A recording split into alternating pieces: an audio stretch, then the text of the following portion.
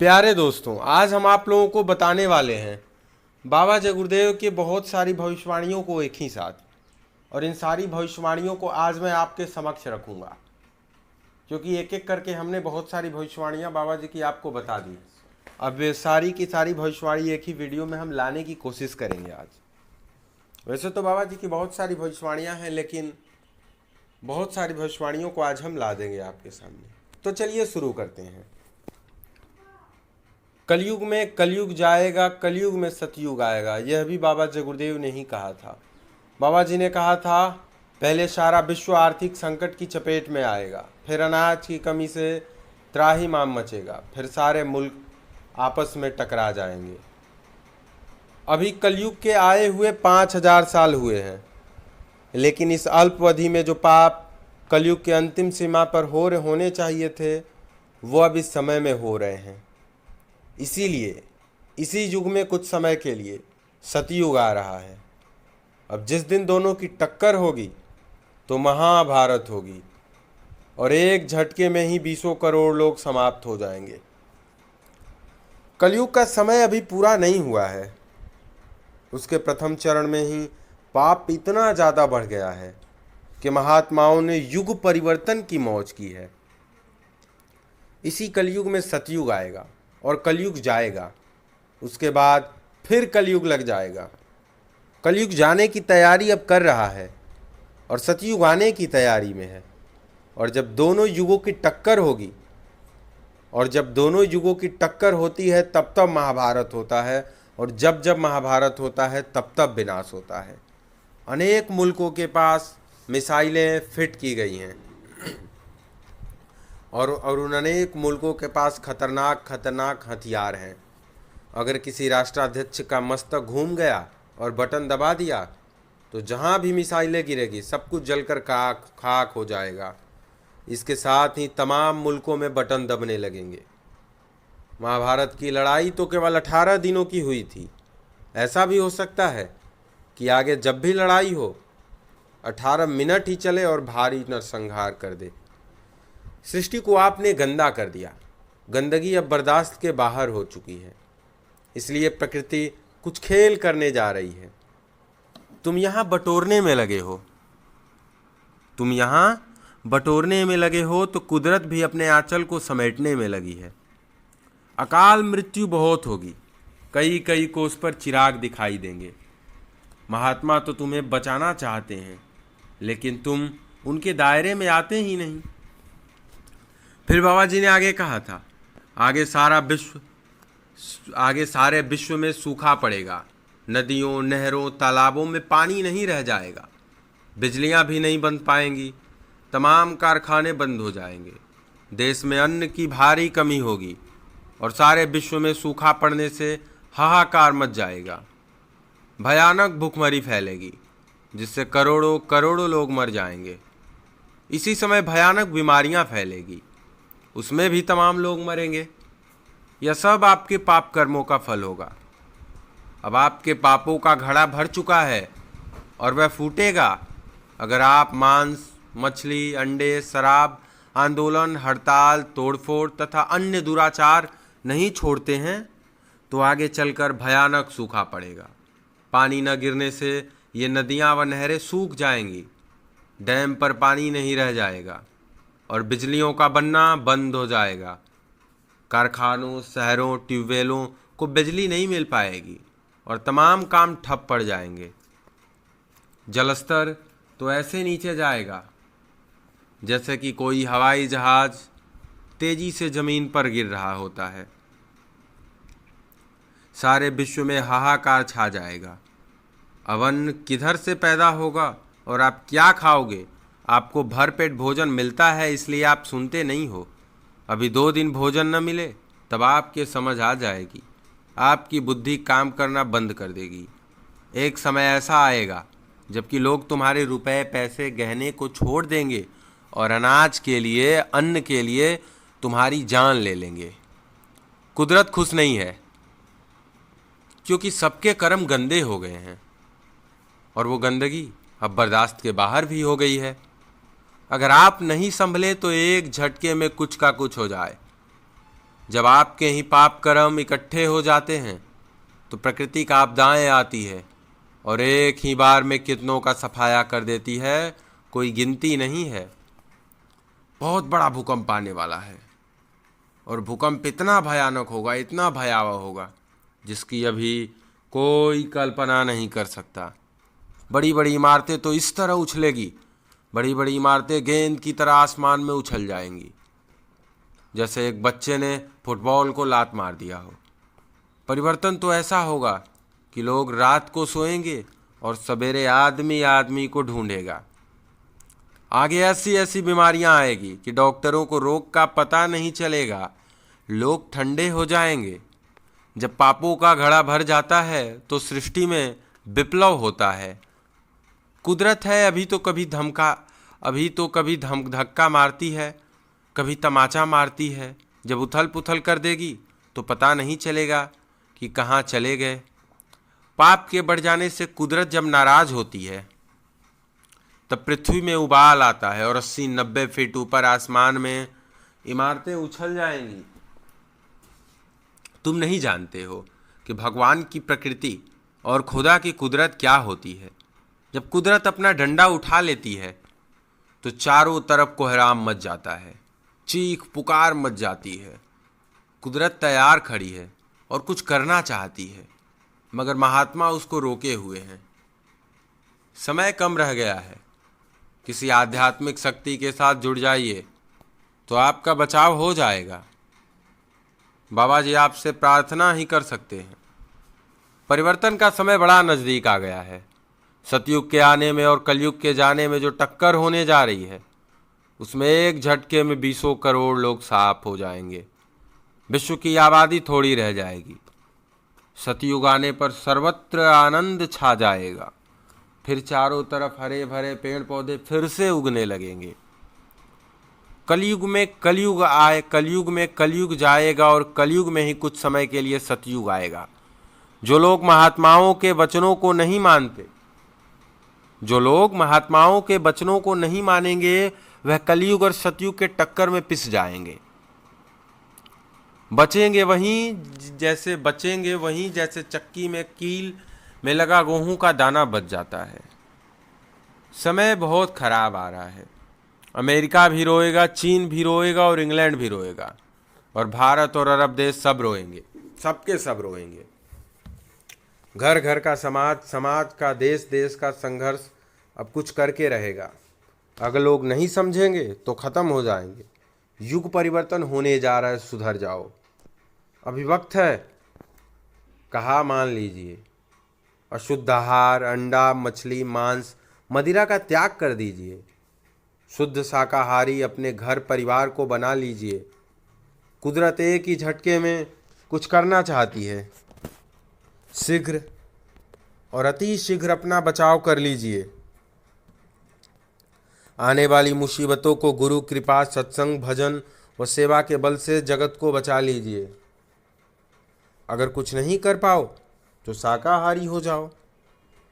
मुसीबत आ रही है और बहुत भयंकर रूप से आ रही है। यह सब तुम्हारे कर्मानुसार ही आएगी। बाबा जी जो कुछ भी कहते हैं उसका उनको स्वप्न न होता है, आभास मिलता है, और देखकर सब कुछ कहते हैं। बिना आंखों देखे कुछ नहीं कहते, आगे की देखकर बाबा जी कहते हैं। तुम्हें आगाह करने के लिए तुमको सुनाते हैं। मेरी बात पर ध्यान दो। अंडा, मांस, मछली, शराब, बीड़ी या खाद्य वस्तुओं का सेवन करना छोड़ दो। आंदोलन, हड़ताल, तोड़फोड़ सब कुछ छोड़ दीजिए। बुराइयों की तरफ से मुंह मोड़ लें, धर्म के रास्ते पर आ जाएं। यह सब आपके भले की बात होगी। दुनिया के लोग अब धर्म की तरफ नहीं मुड़ते हैं तो परेशानियां तो आएंगी। वो चाहे ज़मीन से आ जाएं, चाहे आसमान से आवें, चाहे पूर्व से आवें या पश्चिम से आवें, परंतु अब यह आएंगी जरूर। इनको कोई रोक तो नहीं सकता। कुदरत के एक तमाचे से लोगों का होश आ जाएगी। बाबा जय गुरुदेव ने बताते हुए कहा था अपने भविष्यवाणी में, प्रकृति ने संपूर्ण प्राणी जगत के लिए अलग अलग भोजन की व्यवस्था की है। हमारे लिए अलग अलग आहार को निर्धारित किया है, किंतु मानव ने प्रकृति द्वारा निर्धारित आहार को गौण समझकर अनेकों प्रकार के मांस खाने लगे और अपने जीवन को मांसाहारी बना दिया। जैसा कि नियम है कि भोजन से रस बनता है, फिर रक्त, मांस, मज्जा, अस्थि और अंत में शुक्र या वीर्य बनता है। ओज की सृष्टि होती है और यही ओज हमारी मानवीय बुद्धि का सृजन करता है। और अज्ञानतावश अखाद्य पदार्थों के खाने से हमारी ओज शक्ति शून्य हो जाती है और शून्य के स्तर पर पहुंच गई और हम मानव होते हुए पशुवत हो गए। परिणामवश ये हुआ कि पहले हम गिरे, फिर परिवार नष्ट हुआ, उसके बाद व्यवस्था नष्ट हुई, व्यवस्था के नष्ट होने से राज्य भ्रष्ट हो गया और आज संपूर्ण व्यवस्था और मानवता नष्ट हो चुकी है। आज मनुष्य खुलेआम हत्या में लिप्त हो गया है, जिसके कारण अकाल मृत्यु हो रही है और जीवात्माएं प्रेत योनि में चली जा रही हैं। बच्चे और बच्चियों के चरित्र गिर गए हैं। आज संपूर्ण मानवता पथ भ्रष्ट होकर अज्ञानता और दुख की खाई में गिरकर चित्कार रही है। अब दुखों से छुटकारे का मूल स्थान संतों की शरण है। बगैर उनकी शरण में गए अब मानव मात्र का कल्याण असंभव है। अगर अब भी चेतना नहीं आई तो प्रकृति अपने तरीके से काम करेगी और सबको दंड मिलेगा। व्यापक नरसंहार होगा। कुदरत के नियमों के विपरीत लोगों का आचरण होने लगा है और भ्रूण हत्याएं भी बहुत ज़्यादा होने लगी हैं, जिसके कारण कुदरत सख्त और नाराज है। महात्मा कहते हैं कि ऐसे समय में काल की शक्तियां सबको कर्मानुसार सजा देती हैं। महात्मा कहते हैं कि कुदरत के एक तमाचे में लोगों को होश आ जाएगी। परिवर्तन होगा, अब जल्द होगा। कुदरत संकेत देने लगी है और कुदरत संकेत देने लगी है। इस बात को याद रखना चाहिए कि कुदरत बड़ी कठोर है। जब तक मनुष्य बुराइयों को त्याग कर सत्य और धर्म को अपनाता नहीं है, तब तक उसे सुख और चैन नहीं मिलता है। कुदरत का डंडा जब जब बजता है, तब तब मनुष्य धर्म की तरफ मुड़ जाता है। अगर नहीं मुड़ता है तो ऐसे दुष्टों का खात्मा कुदरत कर देती है। जब पापों का घड़ा भर जाता है, तब धरती पर उथल पुथल होती है। वह चाहे अग्नि से हो, वायु से हो, धरती से हो या आकाश से हो। ठीक यही स्थिति वर्तमान में है। जब भारतवर्ष और विश्व के देशों में सूखा पड़ेगा और अन्न का दाना नहीं मिलेगा, तब हमारी अकल ठिकाने आ जाएगी। कुदरत का एक ही डंडा तुम्हारे लिए काफ़ी है।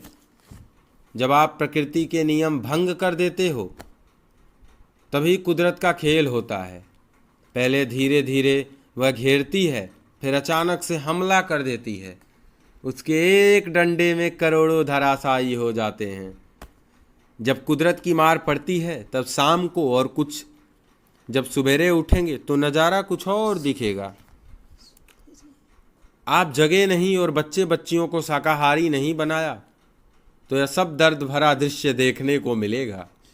जिन बातों को आप सोच भी नहीं सकते, वह सब देखने को मिलेगा। मैं पहले से कहता आ रहा हूँ कि सब लोग शाकाहारी हो जाओ। दुख की तरफ सब लोग जा रहे हो, गड्ढे में गिरने के लिए सब लोग तैयार खड़े हो। इसलिए फिर कहता हूँ कि शाकाहारी हो जाओ और अपना बचाव कर लो। शराब पीना छोड़ दो, मांस, मदिरा, अंडा, शराब सब छोड़ दो। यह तुमको और तुम्हारे परिवार को बर्बाद कर देगा। माँ, बहन, बेटी की पहचान खत्म कर देता है। एक बात सब लोग याद रखो कि धर्म की स्थापना अवश्य होगी, चाहे जमीन फट जाए या आसमान गिरे। परिवर्तन तो होकर रहेगा। अच्छे और धार्मिक लोगों का समय आएगा। लोगों के किए हुए कर्मों का भंडा फूटेगा। समय आएगा तो एक दिन मेरी बात को आपको मानना होगा कि कुछ दिन पहले हमारे मानने के लिए यह अपनी आवाज़ को उठाते थे और हमने आगे नहीं माना। मुझे आगामी समय, जैसा कि मैंने सुनाया, कई जगहों पर भविष्य के बारे में बताया। अगर मनुष्य आज तुम नहीं मानते हो, भगवान की चिंता, भगवान का चिंतन नहीं करते हो, तो हत्या, कपट, छल, झूठ, शराब, मांस, अपराध को अगर तुम सेवन करते हो, आगे मुसीबत तो भारी आएगी। अगर तुम उन मुसीबतों और कोहराम से बचना चाहते हो, तो ये संकल्प करो कि मांस, मछली, अंडा, तोड़फोड़, हड़ताल, शराब, अनैतिक कार्य से दूर रहोगे। फिर प्रभु की तुम पर दया होगी और आपके ऊपर केवल 4 आने वाली तकलीफ आएगी और उनको बर्दाश्त करने की शक्ति भी मालिक तुमको देगा। याद रखो, अगर तुमने बातों को नहीं माना तो 16 आने से 18 आने तक की तकलीफ़ें आएगी और तुम्हें रोना और भोगना पड़ेगा। अभी तुमको समझाया जा रहा है और माफ़ी मिल सकती है, किंतु न्याय के तख्त पर बैठने पर माफ़ी का प्रश्न ही नहीं उठता। जैसा भी करोगे उसका फैसला तुम्हारे सामने आएगा।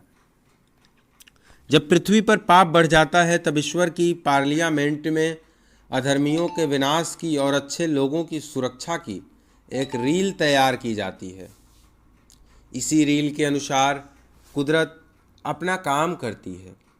इससे पहले इस भूमंडल पर जो संत रहते हैं उनसे इस रील को पास कराना आवश्यक होता है। संत सत्पुरुष के रूप में होते हैं और सर्वसमर्थ होते हैं। बिना उनके मर्जी के यह काम नहीं हो सकता है। अतः वह जीवों पर दया करके उनको एक लक्ष्मण रेखा के अंतर्गत लेना चाहते हैं, जिससे उनकी रक्षा हो सके। जो जीव उनकी बातों को मान लेते हैं वो बच जाते हैं, बाकी लोग समाप्त हो जाते हैं। अब हम देखेंगे बाबा जगुरुदेव की अमर वाणियों को बताते हुए बाबा जी ने कहा था, सभी धर्म के लोगों से हमारी अपील है, मांस, मछली, अंडे, शराब का सेवन छोड़ दें, अनैतिक कार्यों को बंद कर दें। यदि वे मेरी बातों को नहीं मानते हैं तो कुछ समय बाद सूखा पड़ेगा, अन्य मुल्कों में भी सूखा पड़ेगा और लोग मरेंगे। अनाज जब पैदा नहीं होगा तो क्या खाओगे? बाबा जी की बातों को तुम्हें मानना ही होगा, चाहे हंसकर मानो, चाहे रोकर मानो या चाहे मजबूरी में मानो। अभी समय है, संभल जाओ। मदिरा, मांस, अंडा खाना पाप है। सत्संगी उन लोगों से दूर रहें जो मांस, मछली, अंडा खाते हैं, क्योंकि मनुष्य भारी पाप कर्म कर रहे हैं। और बाबा जी ने कहा था, मुसलमान धर्म का कैदी होता है तो कभी बदकारी नहीं करता, हिंदू धर्म का पाबंद होता है तो कभी व्याभिचार नहीं करता, ईसाई धर्म यानी ईसा मसीह को मानते तो कभी जीव हिंसा नहीं करते, अफिसर धर्म के बंधन में होता तो कभी रिश्वत नहीं लेता, चोर समाज की जकड़ में रहता तो कभी चोरी नहीं करता, जुआरी, शराब, कबाबी, इष्ट का पुजारी होता है तो नासिक कर्म नहीं करता। अर्थात सब लोग अपने धर्म के विरुद्ध हैं, तभी ऐसे कर्म करने में लगे हुए हैं। मूल बात यह है कि हर धर्म वालों ने अपना समाज और अपना धर्म छोड़ दिया, इसलिए अनाचार फैल गया। जो आज पाप ही पाप नजर आ रहा है। इस वक्त दयनीय अवस्था पापाचार को देखकर यह कहा जाता है कि इसका विनाश होने वाला है। जैसा कि आप लोग देख रहे हैं, देश में कई जगह हिंदुवादी संगठन खोले गए हैं, लेकिन उन हिंदुवादी संगठन के जो मुख्य हैं वे खुद राम के और हिंदू में लिखी गई बातों को नहीं अपनाते, मांस, मछली, अंडा का सेवन करते हैं। तो फिर वो हिंदू सदस्य कैसे हुए, वो हिंदुवादी पार्टी के सदस्य कैसे हुए? ये गलत है।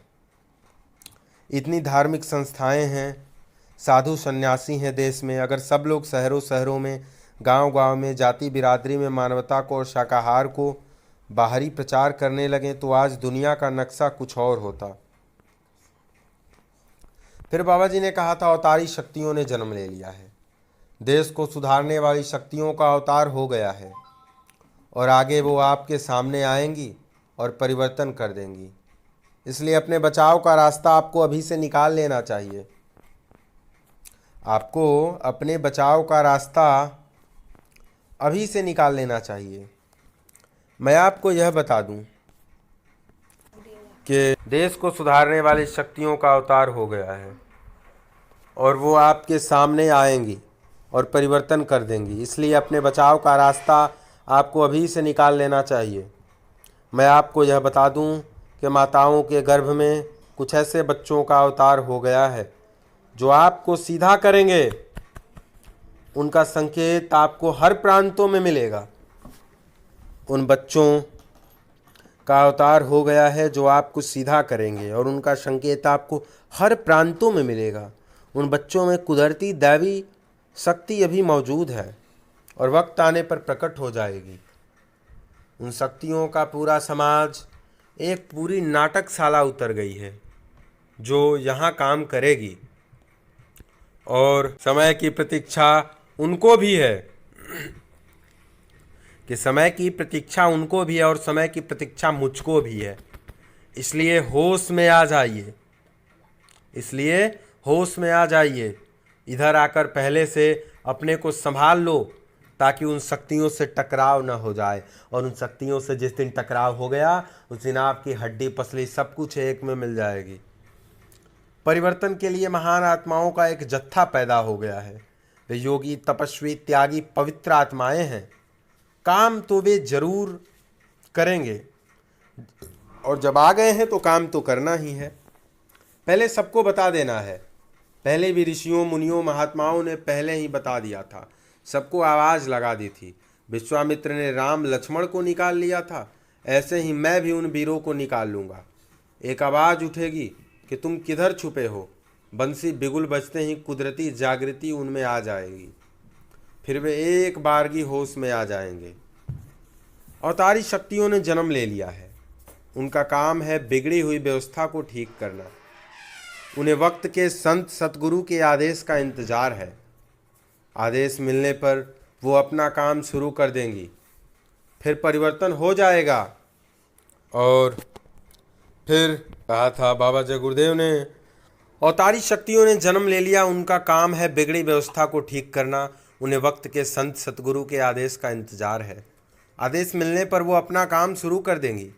फिर परिवर्तन हो जाएगा। अवतारी शक्तियाँ राम के लोक की, कृष्ण के लोक की, स्वर्ग की, बैकुंठ की, लोक की यहाँ तैयार खड़ी हैं।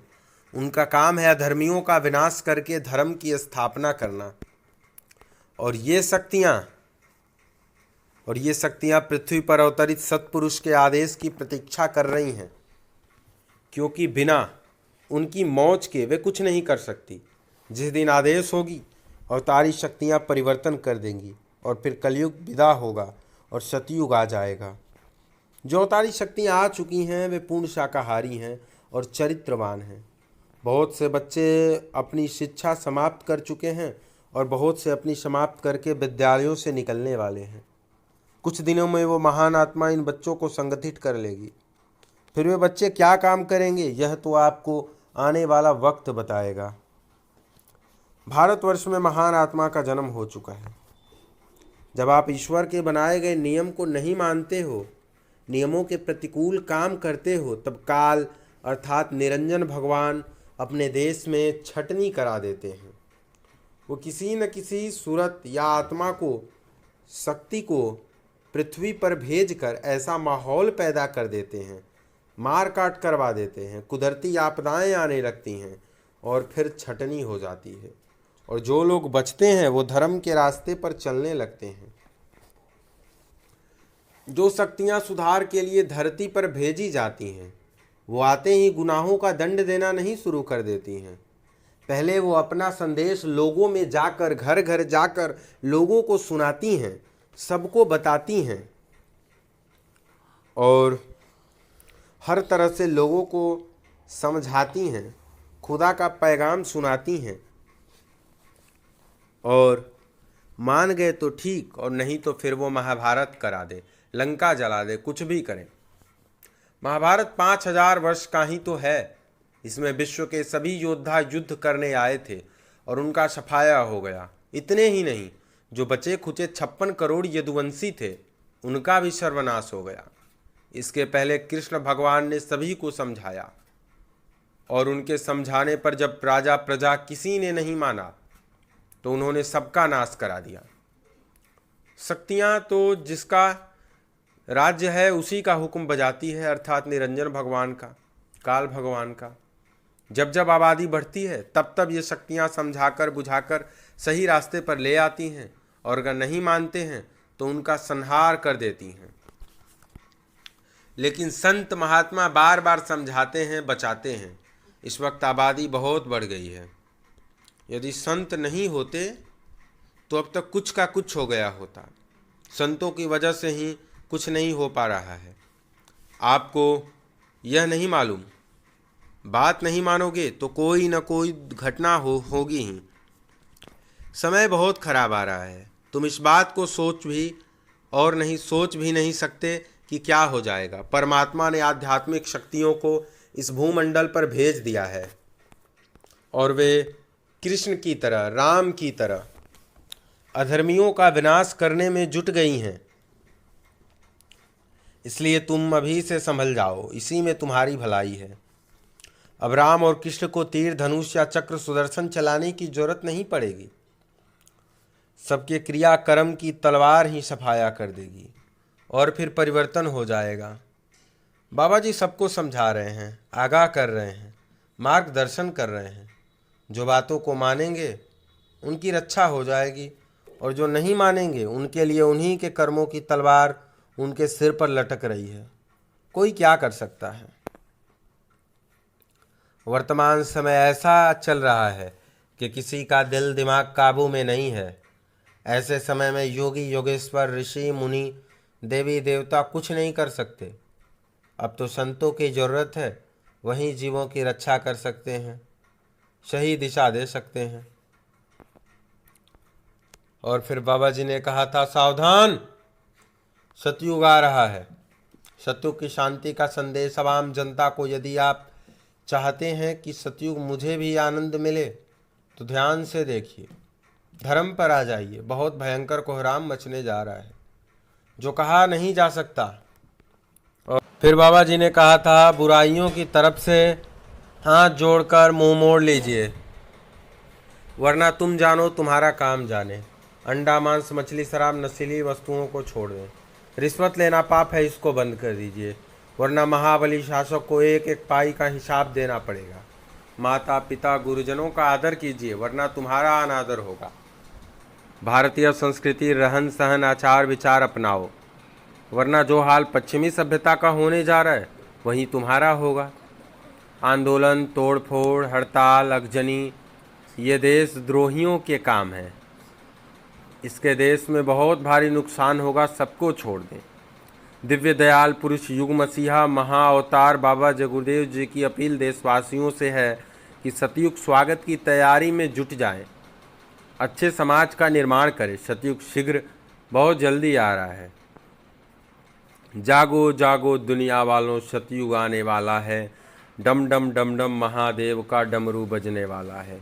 महाशक्तियाँ दुनिया भर की ये मिट्टी में मिल जाएगी। क्रूर अधर्मी मानव की तब अकल ठिकाने आएगी। ऐसा भीषण बम भोले का तांडव होने वाला है। जागो जागो दुनिया वालों, सतयुग आने वाला है। मानव की क्या पेश चलेगा, अंबर तक फट जाएगा। मांसाहारियों, शराबियों की तब अकल ठिकाने आएगी। बाबा जय गुरुदेव जी का संदेश है ये। और बाबा जय गुरुदेव ने फिर कहा था कि तुम के प्रभु कहाँ है। संसार के मनुष्य को ये जानकारी कराने संत आते हैं और आते रहेंगे। विश्व के लोगों में अर्थ की कमी के कारण व्यापार न चलने से बाजारों में लेन देन कम हो जाएगा। बीमारियों का घोर आक्रमण व्यक्ति त्रस्त होगा। दया के लिए धन की कमी से सारे मानव में खलबली मच जाएगी। बीमारियों पर दवा असर नहीं करेगी। राजकोष विश्व में खाली हो जाएगा। आदान प्रदान ना होने से व्यापार ठप हो जाएगा। आपस का प्रेम भाव खत्म होकर अविश्वास फैल जाएगा। तब लोग ईश्वर की तरफ मुड़ेंगे। ब्रह्म विद्या का संदेश अति रुचि के साथ सुनेंगे। आत्मा परमात्मा का दर्शन करने के लिए लालायित हो उठेंगे।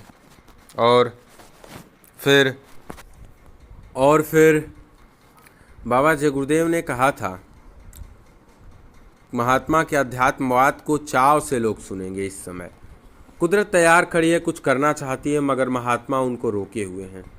इसलिए आप लोग भी सुधर जाइए। फिर बाबा जय गुरुदेव ने कहा था, समय खराब आ रहा है, तुम्हें पता नहीं है। कि क्या होने वाला है।